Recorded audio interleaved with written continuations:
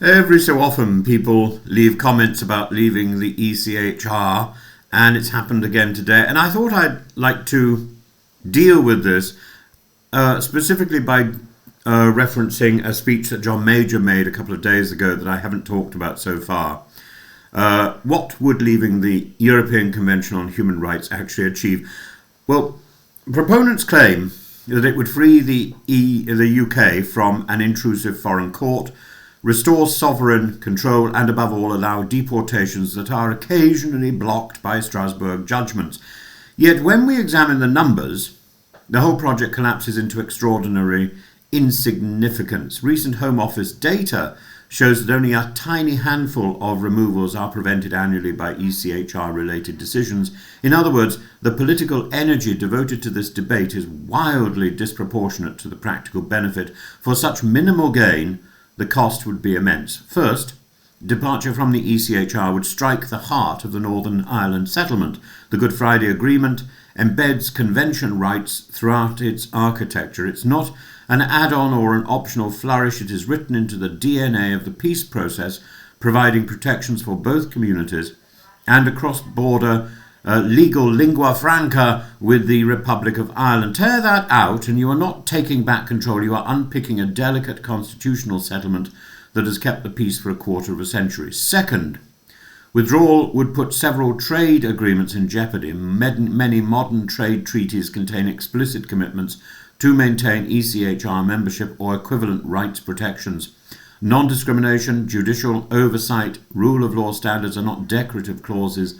They are the precondition for market access. To leave the ECHR would be to advertise that Britain doesn't honour the legal frameworks it has voluntarily signed. That would undermine trust in every negotiation, and trust is the hidden currency of international trade. Third, the reputational damage would be severe. Britain helped to draft the convention. It helped to create the Council of Europe. It was a leader in building the post-war legal order that sought to prevent the abuses of the mid-20th century from happening again. To walk away now over a handful of deportation cases would confirm that the UK can no longer be relied upon to keep its word.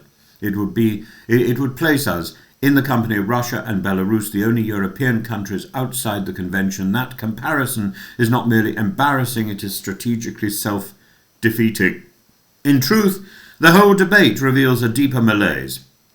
It is another attempt to achieve something positive by doing something negative. Brexit was the first iteration of this impulse, the belief that withdrawal, rupture, attrition, subtraction could restore dynamism. Yet, as John Major observed with painful clarity in his recent lecture, Brexit was an act of collective folly that left Britain poorer, weaker, and detached from the richest free trade market in human history. Those who promised opportunity delivered bureaucracy. Those who promised freedom delivered barriers. Those who proclaimed sovereignty delivered an economy struggling with low investment, reduced productivity, and trade friction. And so, the same logic appears. It reappears. If one negative act produced no positive result, perhaps another negative act will. Leave the ECHR, they say, and perhaps one can conjure up a sense of momentum or control or national assertiveness. Well, we had that in 2016. It didn't work. This only repeats the same error. Sovereignty is not the freedom to break your own guarantees. Real sovereignty is the confidence to hold yourself to standards you have chosen.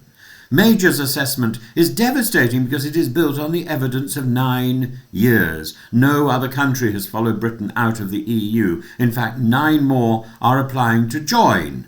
The promised trade deals have not replaced the loss of EU access. GDP is smaller than it would have been. Jobs are fewer. Productivity is lower. When he warns that Project Fear became Project Reality, he is not being rhetorical. He is simply articulating what voters, businesses, and international partners can already see. So, let's ask, are we happier with our newly minted sovereignty? Or are we in a more fragile and diminished position? The answer increasingly is the latter, isn't it? Polls show overwhelming public recognition that Brexit damaged our economy. The Treasury itself concedes that Brexit is driving tax rises. The UK's global influence has shrunk. America sees us as a junior partner. Europe sees us as unpredictable. And our trade balance reflects the structural harm that friction has introduced. Further afield, we are a laughingstock. Leaving the ECHR would intensify all of this. It would damage the union, undermine trade, destabilise the Good Friday Agreement, and send a signal that Britain has abandoned the rules-based order it once championed. It's difficult to see how this would make us safer, more prosperous, more respected. Doing something, people say, is better than doing nothing. Actually, doing nothing is often so much more encouraging.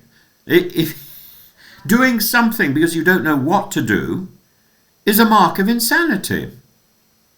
Doing nothing until you've read the paperwork, until you've done the hard work, until you've worked out what you should do is the course of action.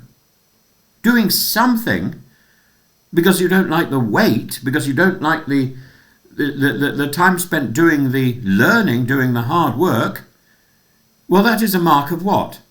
Laziness, indolence, stupidity. You know, leaving the ECHR would be an act of immense folly. It tells the world that Britain has lost its strategic compass. Instead of building, we would be tearing down. Instead of repairing relations, we would be picking needless fights. Instead of strengthening the international commitments that protect us, we would be walking away from them, and that would somehow set us free. Madness. The truth is simpler. Positive outcomes require positive actions, engagement, cooperation, negotiation, long-term planning. Withdrawal is not strategy. Rejection is not renewal. Sovereignty is not strengthened by abandoning your own standards. The UK cannot rebuild its global position through a chain of negative acts. Leaving the ECHR would not restore control, it would surrender credibility. And once credibility is lost, it is far harder to regain than any deportation case Strasbourg has ever blocked. In the end, the question is not legal but political, even moral. Do we want to be the country that keeps its word, honours its treaties, protects its settlements, leads through example, or do we want to be the country that walks away when the legal obligations it created prove inconvenient? The answer should be obvious. And if Britain is to recover from the self-inflicted wounds of recent years, it must be.